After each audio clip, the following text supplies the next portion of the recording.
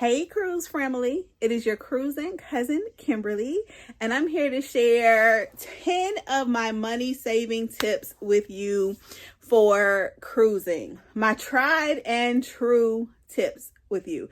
Some of them I think are things you may or may not have heard before, but some of them I have never heard anywhere. So I don't know if I'm the genius that came up with them for the first time or if I just ain't heard them. But I wanted to share those with you. I actually am cruising today, setting sail on Carnival Conquest. I was on Carnival Conquest last month solo, and I'm on it again this month with my youngest daughter. She's a young adult. So we're going to have a good time. I have 4 daughters. So I love to get away with them together. But I really, really love, as they've gotten older, to get away with them one-on-one. So I'll be with just my Maya this week. And so look for a video coming soon from the Conquest. So let's get on with these tips. Tip number one for saving money on a cruise is to use a travel agent. I'm not a travel agent, so I'm not trying to plug myself. Use a trusted, experienced, credible travel agent, particularly one who specializes in cruising. There are some travel agents that do a little bit of everything, and there are other travel agents that have a specialty. I use a couple different travel agents, and they both specialize in cruising. And the reason for using the travel agent is with some cruise lines, they will just be able to get a better price than what you see online. Other cruise lines, the price is going to be the same whether you go through them or online. But there are some cruise lines where they'll be able to get you a better price than what you can get for yourself online. But the other reason is most travel agents, or at least the ones I deal with, will add perks to your cruise. So let's say for Carnival, for instance, through the travel agent online, it's going to be the same price typically.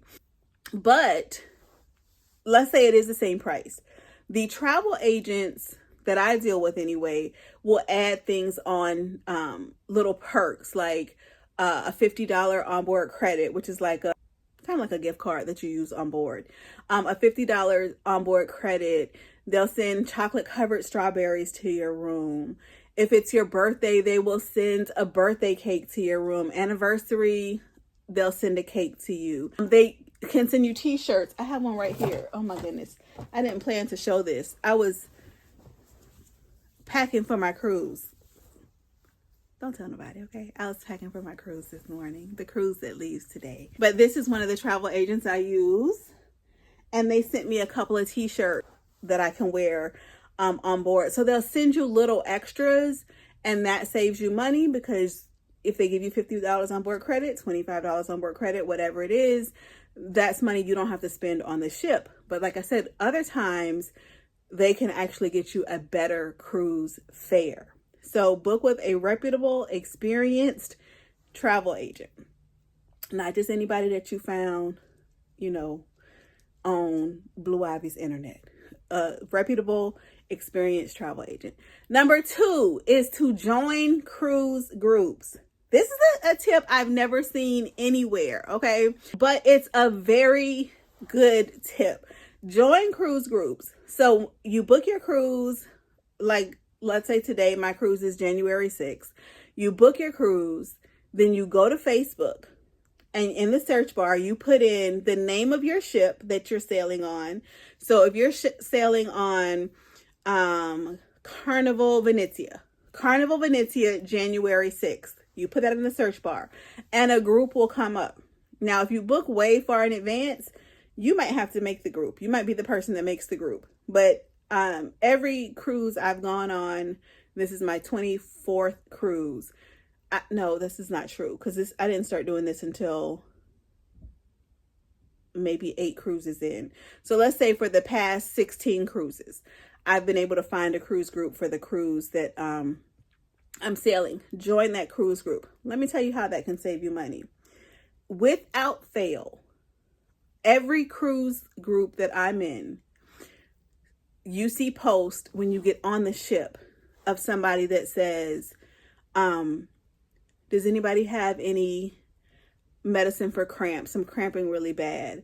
Does anybody have any extra baby wipes? I accidentally left mine at home and I need some for my daughter.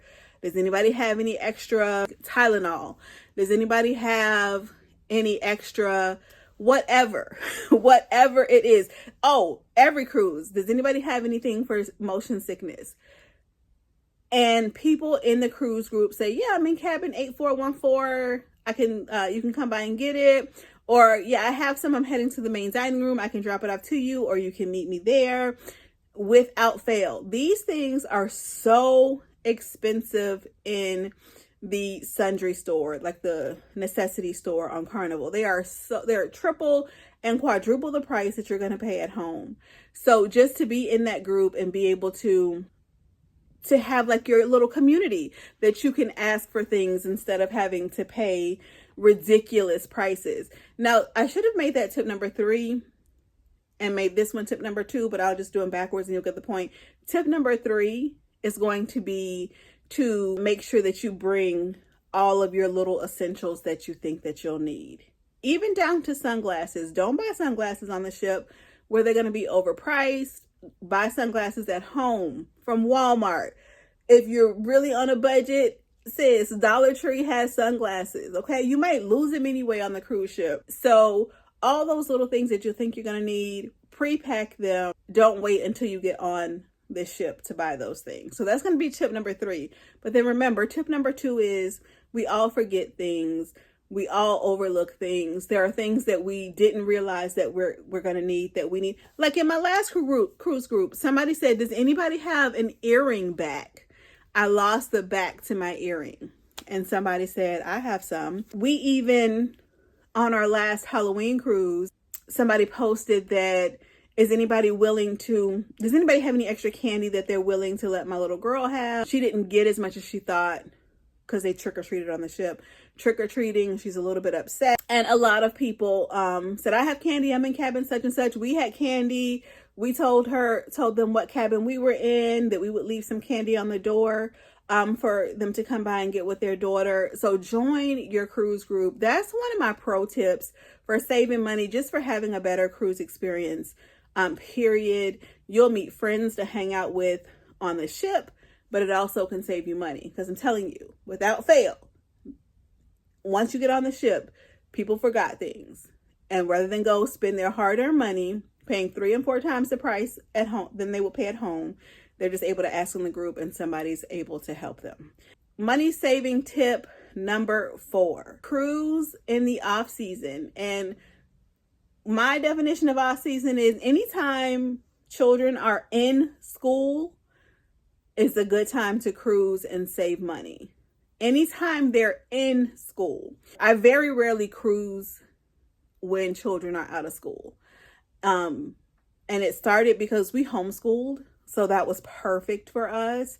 But then we were also broke when we first started cruising. So that was perfect for us. I don't mind children on a ship, but I prefer less children on a ship. Money saving tip number 5 is to book in advance. Book as far in advance as you can. This helps you save money, but it also helps you budget your cruise, because you can often do like a $50 deposit for your cruise and then make payments as you can to pay the cruise off instead of having to try to come up with a lump sum. Also, you'll get a better price, typically, booking as far in advance as you can.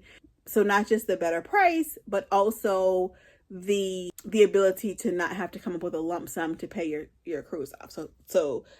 So tip number 5 is I'm watching this tablet over here, so I apologize. We cruised today. I think I told you that at the top of the live. I don't think I told you that our embarkation is delayed. So I'm watching this over here to see if messages come through, to see if there's any further delay or if we're good to go with the time they gave us this morning. So we're on a 3-hour delay. We were supposed to board. They told us whatever time you were supposed to come to the ship, come 3 hours later. So that's why I keep looking over here. So I apologize for that.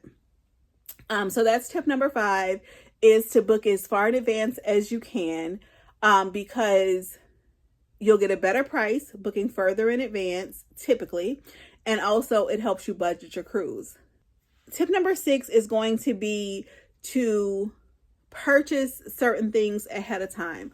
So, like your Wi-Fi plan, you will usually save money purchasing your Wi-Fi ahead of time versus purchasing it on the boat, on the ship. We send a case of water to our cabin for every cruise. It is less expensive to buy that case of water through the cruise ship on Carnival. We do it through Carnival. Than to buy waters one by one once we're on the ship. If you do a drink package, you'll save money buying it ahead of time versus doing it when you're on the ship. If you do ship sponsored excursions, you'll save money booking them ahead of time and paying for them ahead of time versus doing it when you're on the ship. So that's going to be tip number 6. Tip number 7 is to bring whatever drinks are allowed on board. So Carnival allows you to bring a bottle of wine per person, I think over 21, and a 12-pack of soda or a 12-pack of drink. Somebody told me that they brought canned water in a 12-pack, and somebody else told me they brought protein shakes in a 12-pack. Bring them on board with you. You're going to save so much money. Today it's my daughter and I cruising together. She is over 21. We're bringing 2 bottles of wine and only 1 case of soda. So we just bring 1 case of soda for us to share, and we're both bringing our bottle of wine. So that saves you money because sodas are like, I'll put the price here, but I want to say almost $4 or $4 on the ship.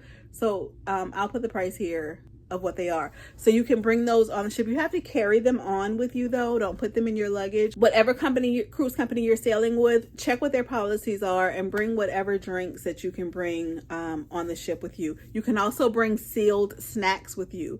Now on the cruise ship, there is more food than you can ever want to eat. You will never be hungry. But if your children or you have a particular snack that you like, you may not be able to find it on the ship, or it may not be free on the ship. So bring it with you. All right. So tip number 8 is going to deal with excursions. So there are a couple different ways you can take a few different ways you can take excursions. One of them is through the ship. This is going to typically be your safer route. It's also going to be your pricier route. An excursion that your ship is kind of put together, their staff is with you. The most important thing is if you're on an excursion that you book directly through your cruise company, they won't leave you if the excursion ends up running late. Like if your bus gets a flat tire on the way back to the ship, they're going to wait for you to get back to the ship. So that's why I say it's typically the safer route. However, there are excursion companies that are very reputable. Cruisers use them all the time. Like Shore Excursioneer is one of them. Viator is another one. And they are typically going to be a little bit less money than booking directly through the cruise ship. And they are very safe, and a lot of them also have certain guarantees that come with them. A lot of people just get off the ship and do their own thing. They catch a taxi to go do the rum tour. They go and catch a taxi to a beach that they've heard of or maybe even been to before. So sometimes doing things on your own, you may want to be a little bit more experienced. Most of the time, you're going to save money booking your excursions through a separate excursion company or catching a taxi and doing something. Again, I say do what makes you feel comfortable. We typically either go through a private excursion company or do our own thing, but we have cruised quite a bit. So that's another way that you can save money. Tip number 9, I don't know if this is Carnival specific. I don't know how this would work with other cruise lines, but it comes to the internet. The internet is pricey on cruise ships. So the tip is going to be to evaluate whether or not you need premium Wi-Fi or whether or not one of the lower plans will work for what your cruise needs are. For example, premium Wi-Fi includes streaming. So what we do is we download whatever we want to watch on the ship ahead of time. So if we planned on, like if we would have streamed certain YouTube content creators that we watch, or a series on Netflix that we want to watch, we download it ahead of time so that we don't need to pay for the streaming Wi-Fi. Now, I do often pay for the streaming Wi-Fi because I work from the cruise sometimes, but when I'm not working from the ship, I don't need the premium. The other thing is, look at your days. On the last ship I went on, I didn't get Wi-Fi for the entire sailing. I waited till I got on the ship and I purchased Wi-Fi in 24-hour chunks.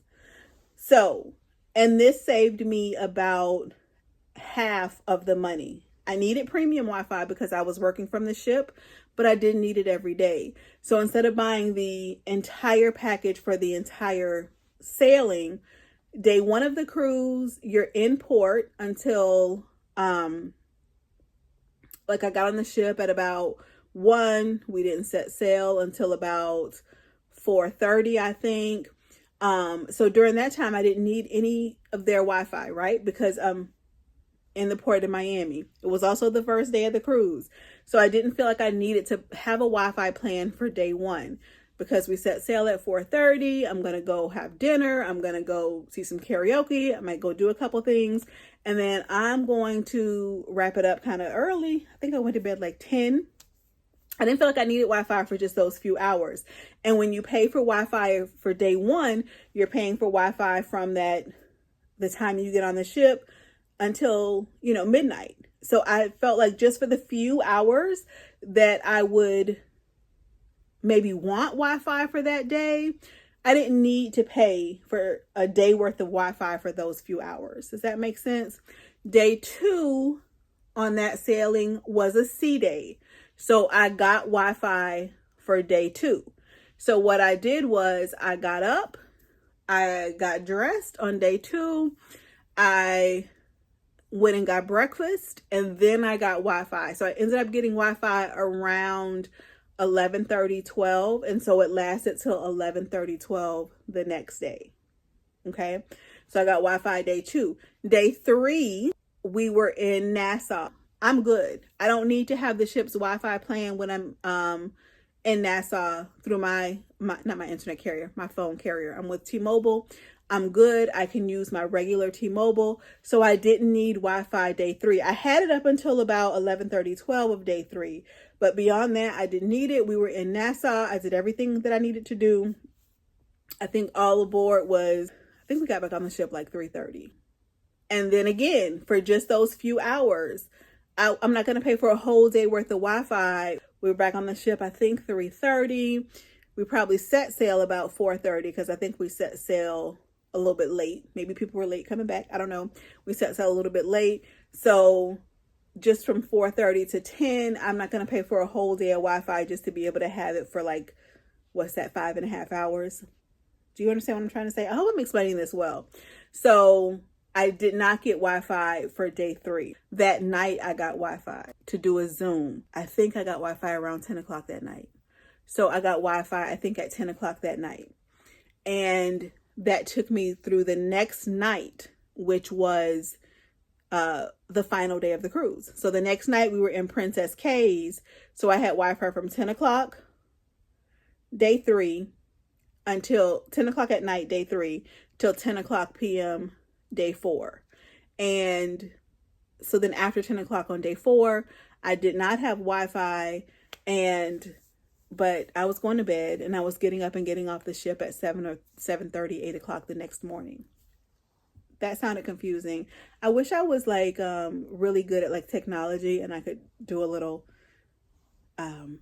like diagram for you. So I got 2 days worth of Wi-Fi and I was good for the entire cruise.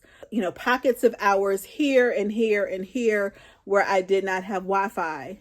I had my downloaded videos in case I wanted to watch something on my iPad, but I had pockets without Wi-Fi, but I never went days without having access to Wi-Fi because I strategically purchased it for when I needed it and didn't purchase it for when I didn't need it. So I hope that made sense. If it didn't make sense, in the comments right now, say, girl, explain it again.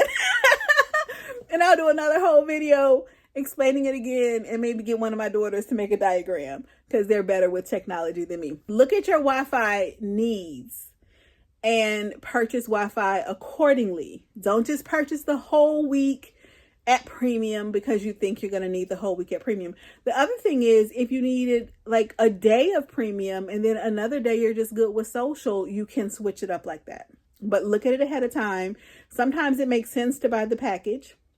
For this cruise, it made sense to buy the package because it's my daughter and I will both be using it. I do have to do quite a bit of work while I'm on this cruise. So we were going to need it for more than 3 days, and needing it for 3 days, you might as well just get the whole package.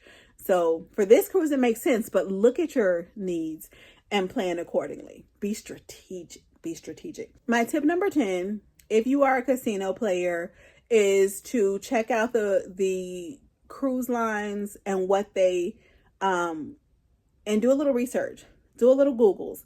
I want to give a shout out to another channel, Poverty to Paradise. She has an excellent breakdown on how you can cruise using casino offers. So if you are a casino player, even if it's a land-based casino, there are companies that you can use to get comped, like they'll match your casino status with other casinos.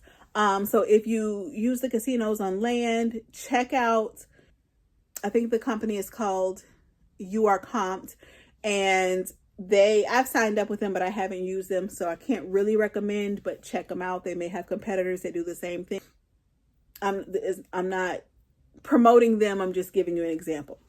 Check it out, because if you use land-based casinos, there are companies that can help you get casino offers from cruise lines where you can sail for free. All you have to do is pay your taxes and port fees. So check that out. Also, if you have like status with hotels or even other cruise lines, there are cruise lines that will match your status. I know MSC matches status. If you have a high like loyalty status, they'll match your status. And when they match that status, they give you perks like free dining and different things like that. So if you have status with a casino or a hotel or another cruise line, check the cruise line that you're interested in sailing with and see if they are willing to either match your offers or match your status. I did this recently, and I got a free cruise coming up on a brand new to me cruise line, and I'll tell you about it, and I'll tell you what I did and how I did it. All I did was reach out to them and let them know that Carnival had offered me a free cruise and I would love to try their cruise line, and they emailed me back and was like, yes, you can. So I'll give you all the details on that on another video, and give you offers. And if you also have loyalty status, check with the other cruise lines and see if they match status to give you the perks that would come with being at a higher status. So that's it. Those are my 10 tips. I hope they're useful. If you have any questions, please comment them below. I know I might have been a little rambly, but I get a little rambly. You'll get to know that about me. But also, y'all, I'm running off like 3 hours sleep and confusion. It was 5 o'clock this morning when I woke up and found out our ship was delayed. So sitting here, 3 hours sleep and a whole bunch of confusion. But I still hope this was helpful, and I can't wait to see you all in the next video. Please do me a favor. Please do me a favor. They say you have not because you ask not. Ain't that what the book said? Please do me a favor and leave a comment on this video, like the video, and subscribe to my channel. We just hit 100 subscribers. Super excited. And so I will see you all in the next one. And I know y'all did it, so I'm gonna go ahead and say thank you for subscribing to my channel. Bye-bye.